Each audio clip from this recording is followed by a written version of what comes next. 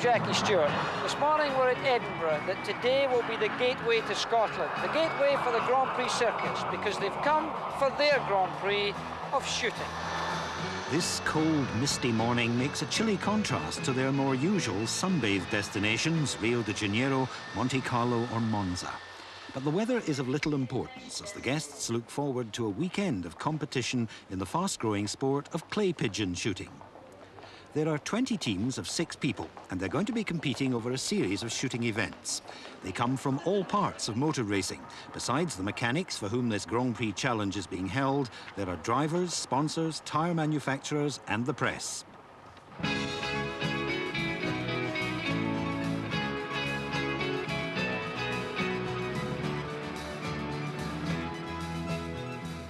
This is the second successive year that Jackie Stewart has invited to his native Scotland representatives of the sport of which he was 3 times world champion. And after a short drive through the hills of Perthshire, the visitors arrive at one of the world's great hotels, Gleneagles.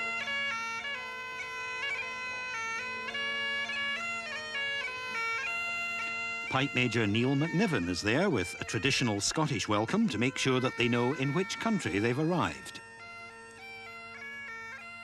Although most parts of the world are familiar to these much-travelled guests, to some this is their first visit to Scotland and to Gleneagles.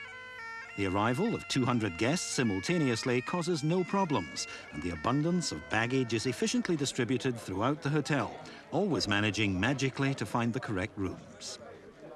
And the correct clothing for the moors is de rigueur, so everyone is kitted out. First, the green wellies. This year there are 2 ladies' teams. After merely observing the activities last time, the girls felt that they could handle a gun as well as the men. My name is Palmer, Jonathan Palmer. Yes. Drivers team, non-team drivers. Thank you. Yes. Now your jacket size. Size 46. 46. Yes. And trousers suit, large. Medium. Fine. Identifying bibs bearing the team names are distributed to all competitors. Barber jackets seem to have become the traditional wear for the event out on the windswept moors.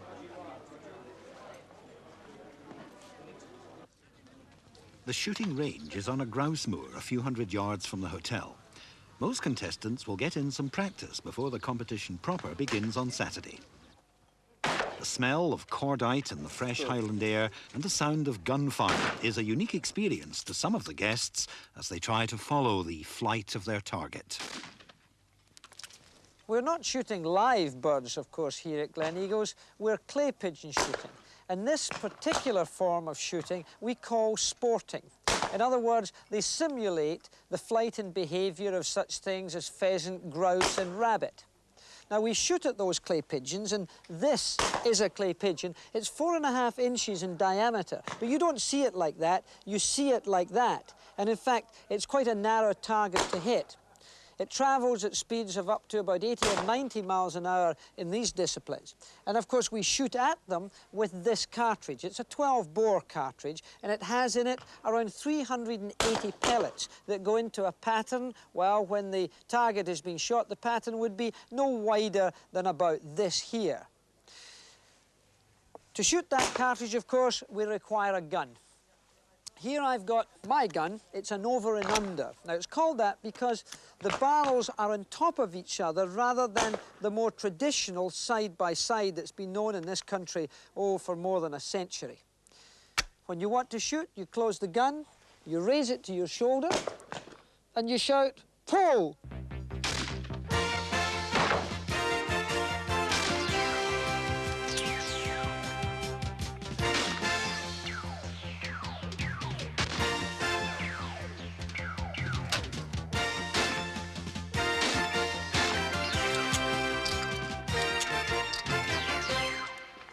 The bolting rabbit is the same size of clay pigeon, and it runs from right to left. Now, some people might think it's a bouncing rabbit, but it's the closest thing we have at the present time to resemble the running habits of a rabbit. The driven pheasant comes off of a high tower and is driven over the head of the shooter and can be quite deceptive, a difficult target for the novice. Scotland's most famous bird, of course, is the grouse.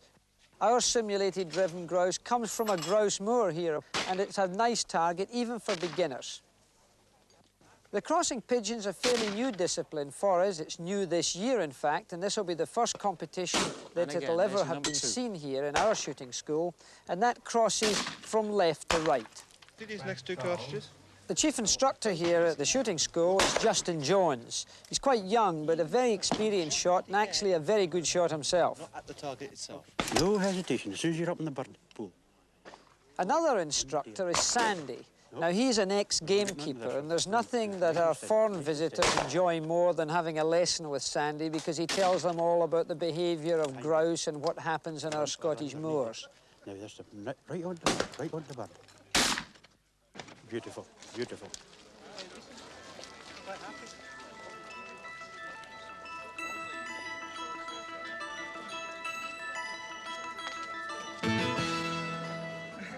So now we're in day one of this Mechanics Grand Prix Challenge. Everybody is lining up and preparing to go. So now let's see what they can do. Scotland's been very kind to us in the weather. Now it's down to the shooters.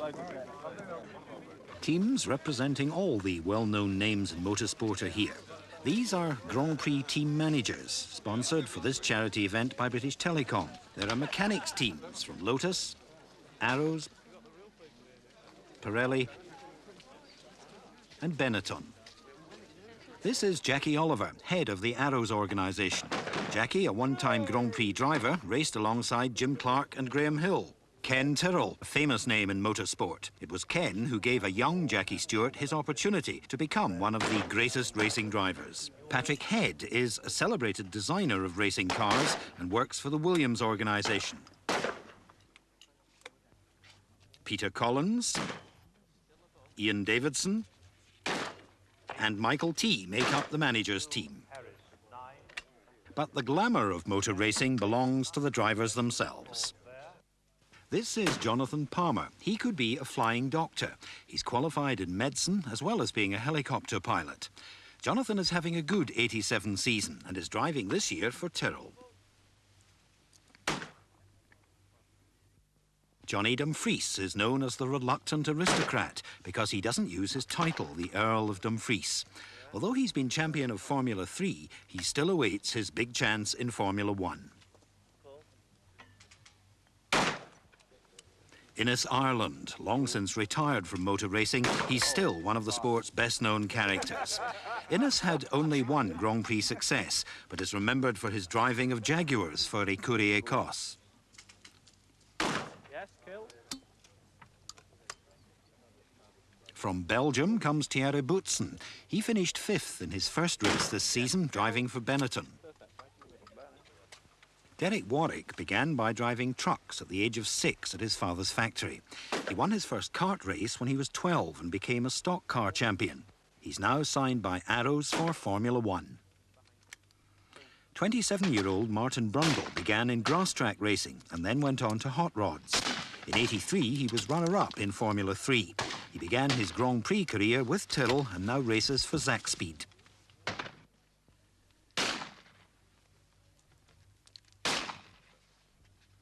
A ladies' team making their first appearance in the competition is the Bronze and Silverstone Girls. They've been practicing and are taking the competition very seriously. They finish the first day halfway down the field. This is Annegay Franklin. Her husband Paul is in the Benetton team and she ends the day 7 points behind him. Erica Ford, Sue Harris, and Janice Staines.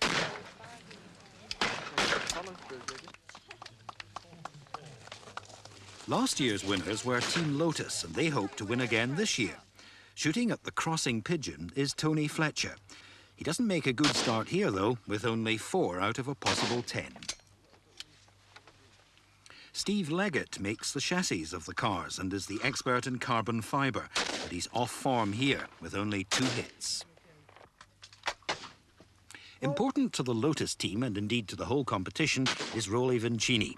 Rolly is workshop supervisor back at base and is one of the best shots here today. The media are here in the shape of the press team, sponsored by Ford.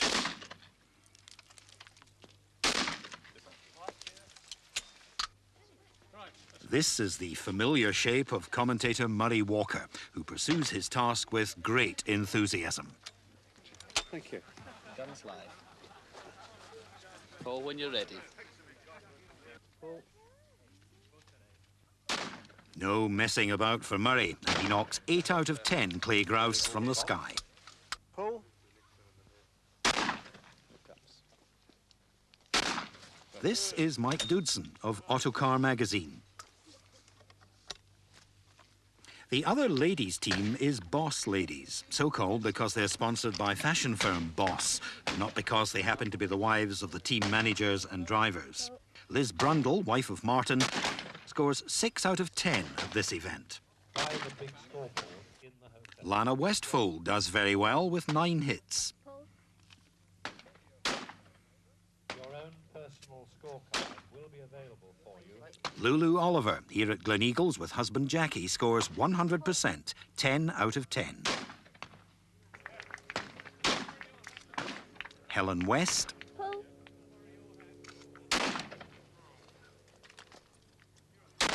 Two kills.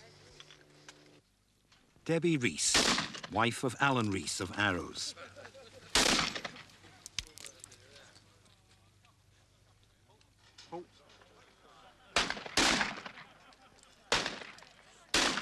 Last year's runners-up were Benetton. They're back this year. The intense competitiveness in their professional activities rubs off even into their leisure pursuits. So this time they intend to win.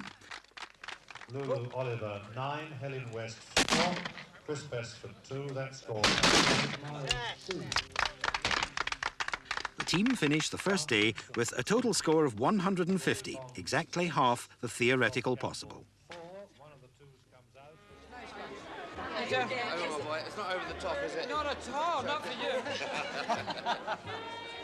Jackie Stewart welcomes his guests to a get-together in the hotel.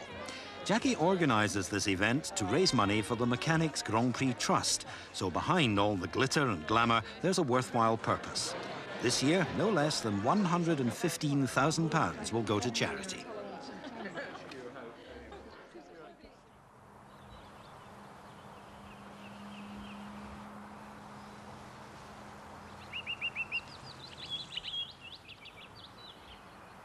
Now we're on day 2 of this event. The weather idyllic here in Gleneagles, Perthshire.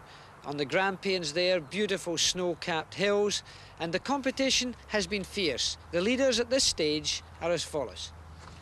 The mechanics from Benetton Formula are leading. In second place, Team Lotus. In third place, the USF&G Arrows mechanics. They're equal with the Data General Team Tyrrell in third place.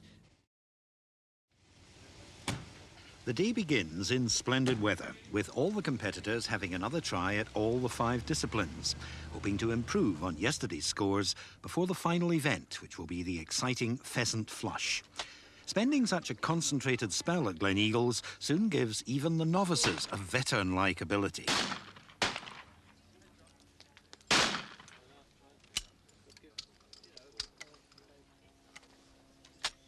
The Arrows team finished their second round with a total score of 271.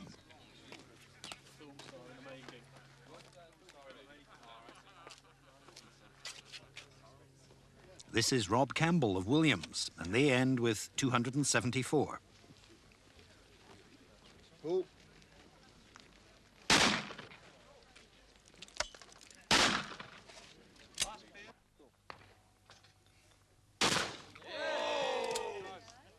Broadcaster Alan Douglas of the Scottish Press team ended his day with an individual total of 27.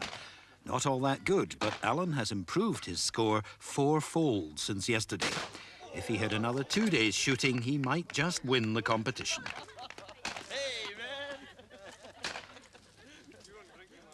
Benetton Formula are very much in contention.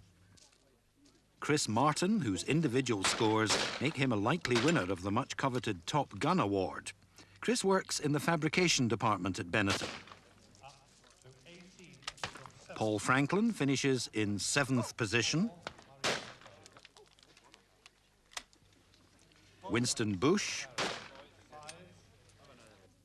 John Love. and Charlie Moody, a mechanic working on Benetton's test car. The computer is working out the positions of all the teams before the final part of the competition, because the pheasant flush will be shot in reverse order. The team with the highest score so far will shoot last. But first, there's to be a shootout for the top individual scorer. It'll be between Chris Martin and Rolly Vincini. Jackie explains the procedure. Both targets will be released almost simultaneously, so there'll be two targets in the air all of the time, rather than what you've seen so far when the second target has been released on report. In other words, when the first one has been shot at. So both targets will be in the air at one time, and the shooters will shoot individually. Chris Martin fires first. And starts well with a double hit.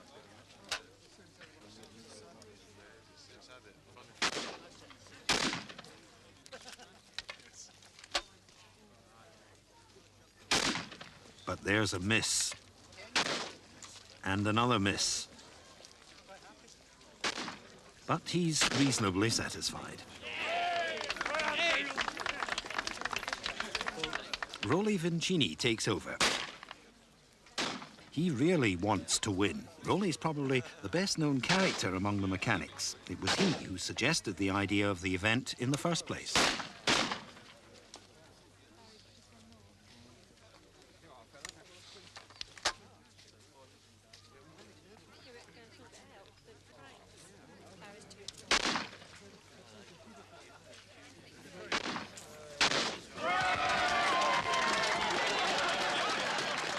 And so Rolly Vincini wins Top Gun.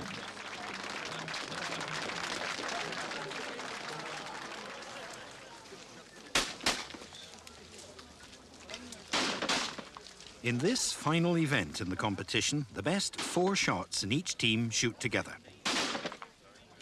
40 clays are thrown into the air in quick succession, and the team try to shoot them all down. The idea is to miss as few as possible with combined firepower. The driver's team. Fast reactions are as important here as on the racing circuit. The drivers are more used to competing against each other, but as a team they score 27 out of a possible 40 and finish this Grand Prix in 9th position.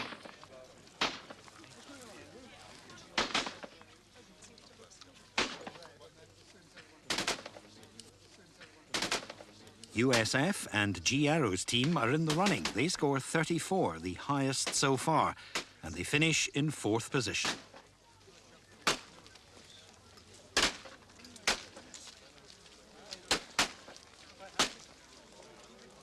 And this score is equalled by the Cannon Williams team.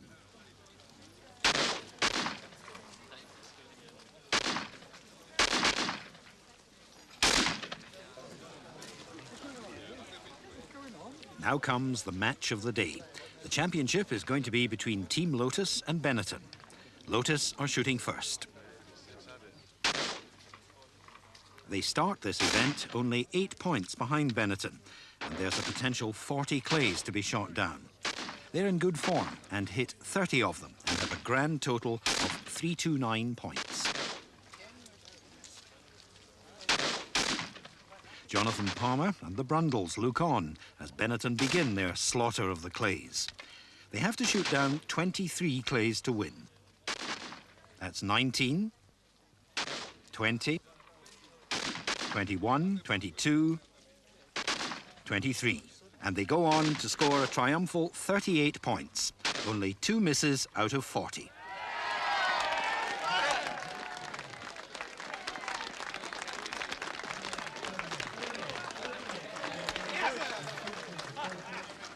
And congratulations all round. A handshake from Thierry Boutsen.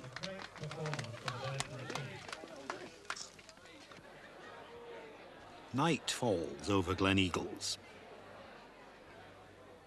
And back in the comfort of the hotel's splendid surroundings, all the competitors have a feeling of well-being after their outdoor exertions as they look forward to the prize-giving banquet to round off their weekend. They pause to reflect on how it came to pass that they found themselves shooting it out on a Scottish grouse moor. Annegay Franklin, actually. It was Arlene, who's our team captain, and Liz Brundle, Martin Brundle's wife. They approached Jackie Stewart because they felt that it would be quite nice to have a ladies' team or two to come to Gleneagles and to compete against the men. I had done it once at a fun fair when I was a small boy, and it 6 out of 6. And it was another 10 years before I picked a gun up. And we had a bit of a fun shoot against a local pub, which I won. And people said you should try doing this a bit more often. Says Winston Bush of the Benetton team. We came up last year, we came second with very little preparation and decided that we'd got sufficient talent at our disposal to win it. So we practiced, we took it very seriously. Everybody in the team is a regular shooter as a hobby. There's been no doing it just for the sake of coming to Gleneagles. We shoot regularly as competitive shooters, and luckily we were the ones chosen to represent our team at Gleneagles. Jackie Stewart, of course, makes sure there are plenty of prizes to be won. And this year there's a new title. It's for the top scoring girl. And of course the lady to have won that, the fastest pregnant lady in the team, Lulu Oliver.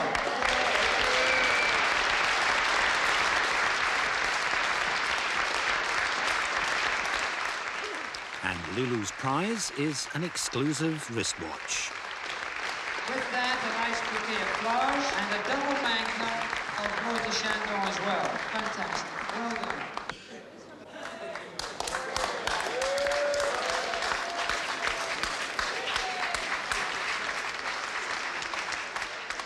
And now the prize for the top-scoring male competitor.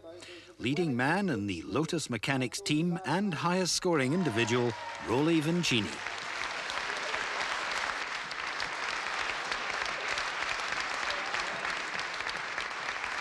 In last year's team event, Rolly had a taste of success and has now achieved his ambition to be Top Gun.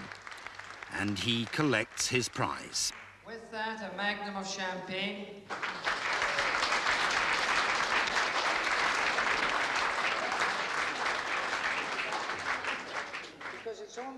And now the winners of this year's team event. Winston Bush, Charlie Moody, Dave Hughes, Paul Franklin, Chris Martin and John Love, representing the Benetton Formula One motor racing team, champions of the Mechanics Grand Prix Challenge of 1987.